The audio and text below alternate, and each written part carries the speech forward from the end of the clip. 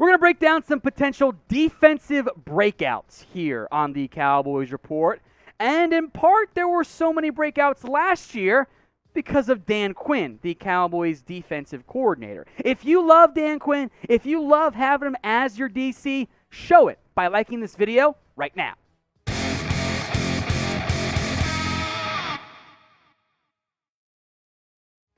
I am Tom Downey here for the Cowboys Report. As always, it is my show after all. I wanted to break up the offensive and defensive candidates. I had a lot of names for the defensive side of the football. We'll go by position, starting in the trenches, where the big hog mollies tend to thrive. First up is Neville Gallimore, back-to-back years on this list, by the way.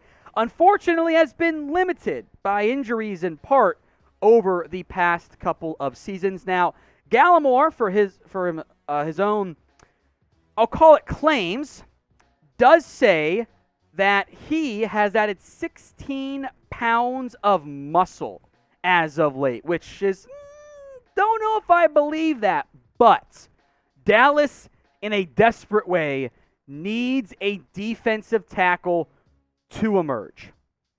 They need that to happen. Now, in his career, not that many snaps, actually. Better producing rate in 2021 on, call it roughly a quarter. It's a little bit more than that, but easy math, 30%, whatever. Fewer quarterback hits on a third of the snaps, but more sacks, almost the same TFLs, and a better pressure rate. Gallimore is going to play a big role for this team. He needs to get going on that standpoint. So I hope we have that breakout year from Gallimore in 2022. A lot of these guys, to an extent, are kind of speaking into existence candidates. So I want you guys to name a defensive-only breakout candidate. I do not include rookies myself. Keep that in mind.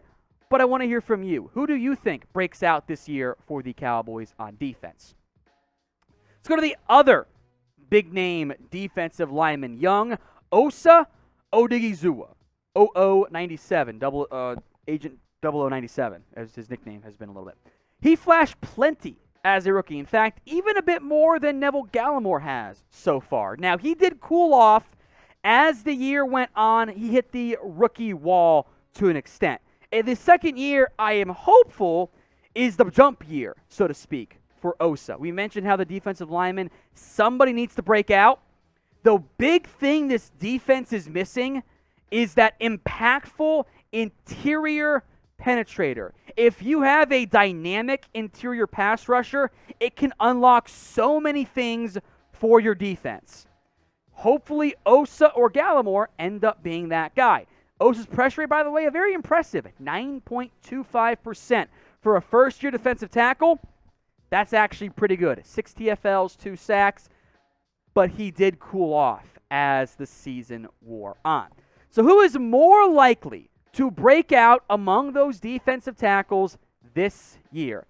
Type in 00 for Osa Odighizuwa, OO, or NG for Neville Gallimore. This is the pinned comment on today's video. So if the ad break comes here on YouTube, take advantage of it. Head down there and let me know.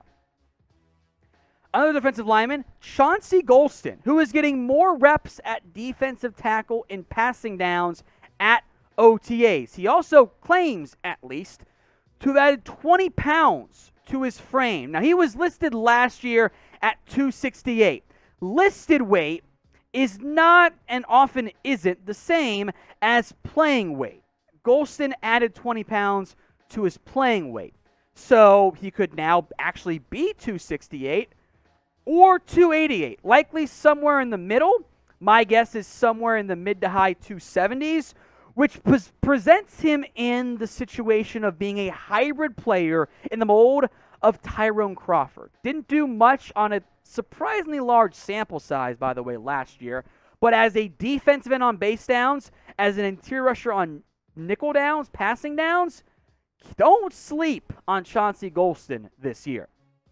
This video, if you didn't already know, was filmed exclusively as part of Cowboys Report After Hours only on Rumble. Uncensored Cowboys news and analysis. If you haven't already, go follow us, rumble.com/CowboysTV. This is my biggest speak it into existence name, Dorance Armstrong. The Cowboys chose to re-sign Dorance after let's call it the Randy Gregory fiasco. Armstrong has actually already had a breakout year last year. The goal is for him to have a second breakout season, because if that happens, I think we feel better about the depth chart for the defensive end room. Sam Williams will eventually take over. It might not be right away in year one. Behind him, Dante Fowler, Terrell Basham. You're going to use Micah Parsons, some UDFAs too with Chauncey Golston.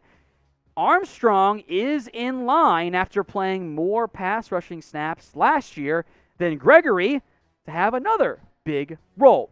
His previous 3 years combined, 3 TFLs, 2.5 sacks. Matched the TFL total in 1 year and doubled his sack numbers.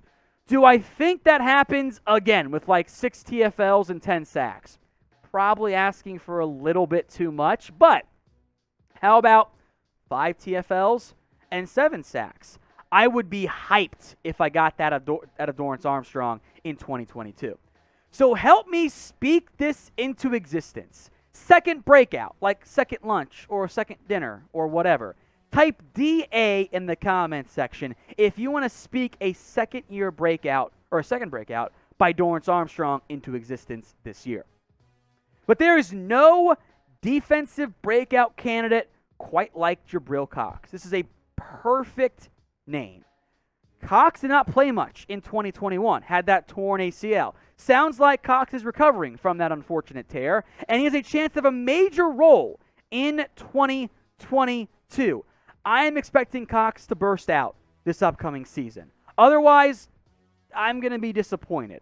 Cox has a lot of great size, great speed, etc. He should be able to make a big impact for this team. The Cowboys need him to be a big player, by the way. You got Micah Parsons at linebacker 1, Leighton Vander Esch at linebacker 2 for now, Jabril Cox at linebacker 3. There is a non-zero chance that Cox rises and takes over as the number 2 linebacker spot.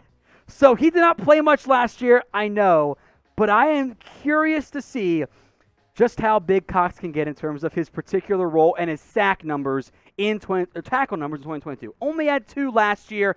He should explode this year as a huge part of the Cowboys defense. I couldn't do it. You kept laughing. It threw me off.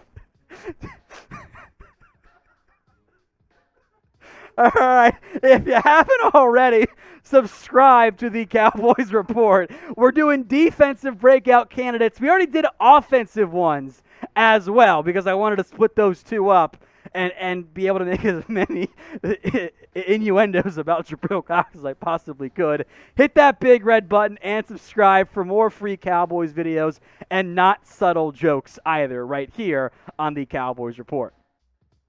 All right, next up is Kelvin Joseph, who might even be the more ideal breakout candidate. He has been present at OTAs despite his off-the-field issues, which, we'll see if that ends up getting filtered out or not. Seems like no charges, but that case is not over, so wait and see there. The Cowboys, though, appear to be backing Kelvin Joseph for the time being. Joseph was stuck last year behind Anthony Brown and Jordan Lewis, but when he played pretty damn well. Under 50% completion rate, only 89 yards, 1 touchdown, 2 pass breakups.